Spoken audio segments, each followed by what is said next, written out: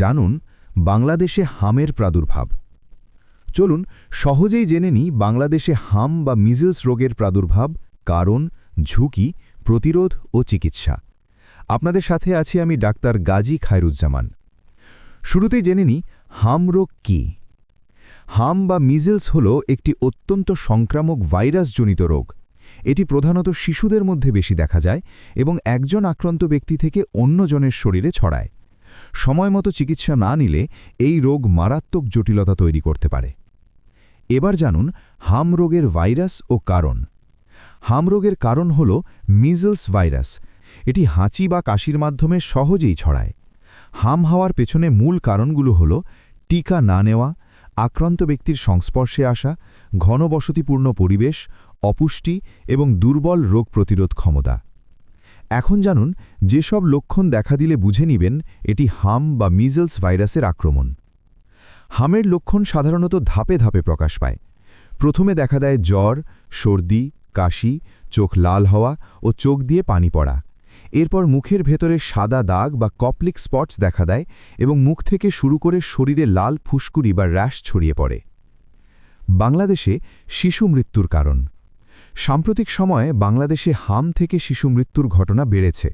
এর মূল কারণগুলো হল টিকাদানের ঘাটতি, অপুষ্টি, জটিলতা যেমন নিউমোনিয়া, ডায়রিয়া, মস্তিষ্কে সংক্রমণ এবং সময়মতো চিকিৎসা না নেওয়া। তাহলে হাম প্রতিরোধের উপায় কী? এটি প্রতিরোধ করা কি সম্ভব? হ্যাঁ, হাম প্রতিরোধ করা সম্ভব। মূল উপায়গুলো হল: ১.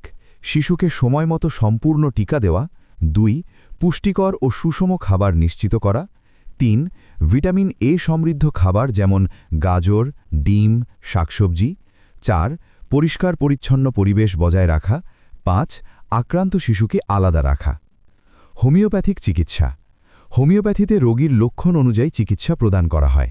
কিছু প্রচলিত ঔষধ: হঠাৎ জ্বর ও অস্থিরতা থাকলে অ্যাকোনাইটাম ন্যাপেলাস, উচ্চ জ্বর, মাথা গরম, চোখ লাল হলে ব্যালেডনা, ফুসকুড়ি, চুলকানি, জ্বরের সঙ্গে শরীর ব্যথা, অস্থিরতা, নড়াচড়ায় আরাম পাওয়া লক্ষণে রাস্টক্স, সর্দি কাশি ও কোমল স্বভাবের শিশুর জন্য পালসেটেলা, শুকনো কাশি ও নড়াচড়ায় কষ্ট হলে ব্রায়োনিয়া আলবা, দুর্বলতা ও ঝিমুনি থাকলে জেলসিমিয়াম, চোখ দিয়ে পানি পড়া ও জ্বালা থাকলে ইউফ্রেজিয়া অফিসিনালিস, সাথে সাথে ঠান্ডা বা আর্দ্র আবহাওয়ায় জ্বর ও ফুসকুড়ি বৃদ্ধি পেলে ডালকামারা।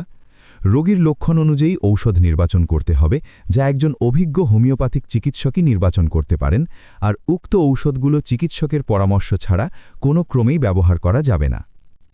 হাম একটি প্রতিরোধযোগ্য রোগ হলেও অবহেলা করলে এটি প্রাণঘাতী হতে পারে। টিকাদান নিশ্চিত করা, পুষ্টি উন্নয়ন এবং সময়মতো চিকিৎসা গ্রহণের মাধ্যমে এই রোগ থেকে শিশুদের রক্ষা করা সম্ভব। জনসচেতনতা বৃদ্ধি ও সমন্বিত উদ্যোগই পারে হামের বিস্তার রোধ করতে।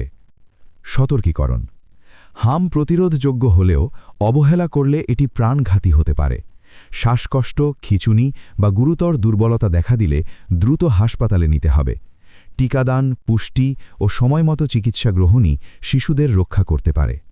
আপনাদের সচেতনতা এবং পারিবারিক যত্নে আমরা সবাই মিলে হাম রোধ করতে পারি।